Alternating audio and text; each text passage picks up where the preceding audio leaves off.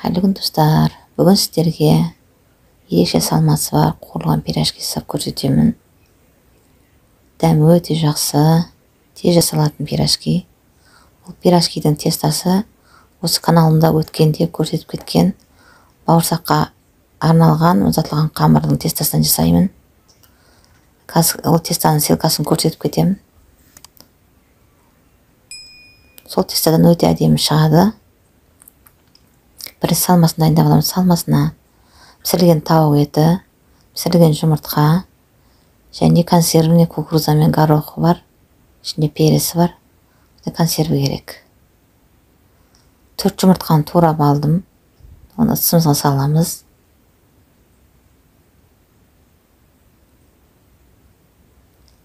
$200 грамм ет турап алдым. Тауық еті пісірілген. Оны да саламыз. И бір банка консерв саламыз. Консервінің суын төгіп тастап, тек ішіне кукурузасы мен горохын, қызыл болгар бұрышын саламыз. Жақсылап араластырамыз.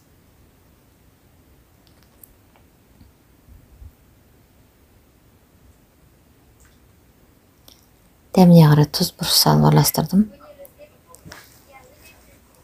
Бауырсаққа арналған мұздатылған қамыр менде бұл жерде теста.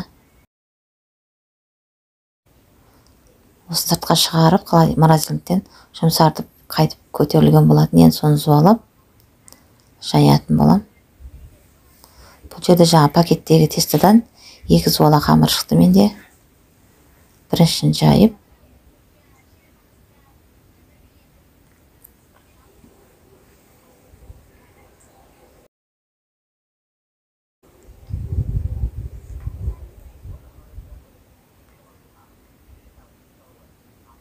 жайып алғаннан кейін, осында бокалдың көмегімен домалақтап, көп ойып кесіп алатын боламыз.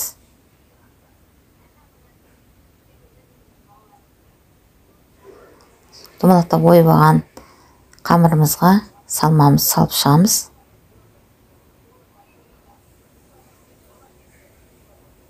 Енді бүгетін боламыз.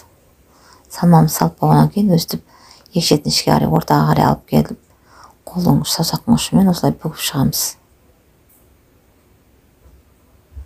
Шамалы басып, астына қарай, бүгілген жер астына қарай қуыратын боламыз кейін. Бәрін осылай бүгіп аламыз.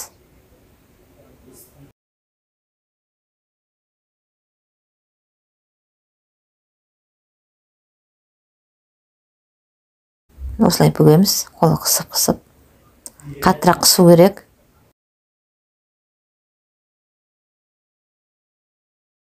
Қаттырақ қысып, майға түскен кезде ашылып кетпейтіндей болу керек. Ішіндегі салмасы сыртқа шығып кетпейтіндей болу керек. Енді қызып тұрған майымызға бүгіп алған пирожкилерімізді салып, біртіндеп қуырамыз. Бүгілген жағын астына қаратып саламыз.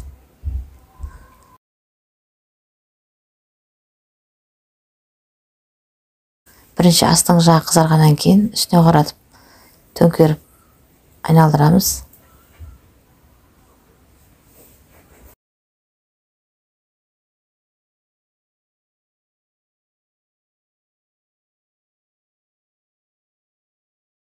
Осылай бәрін айналдыратын боламыз.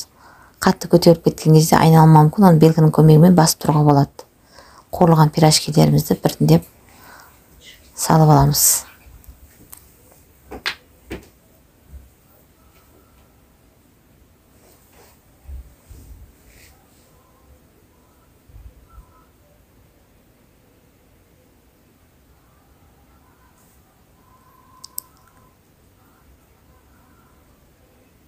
Осылай тағы да салып, біртіндеп бәрін қуырып алатын боламыз.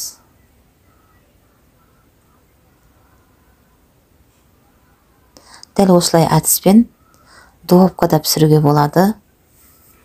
Бұл жерде мен майға қуырып атсам, осылай бүгіп алып, духовкада пісірсе, өте дәмді пирожки болады. Міне пирожкиміз дайын. Достар, өте дәмді пирожки жасап көріңіздер. Қазір ішін үзіп көрсетем.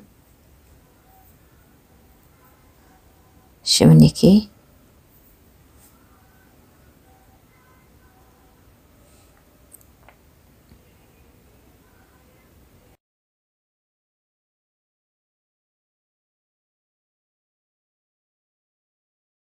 Достар, егер де менің рецепттерім ұнайтын болса, каналға тіркеліп, коммент жазып, қоңыраушаны басуды ұмытпаңыздар.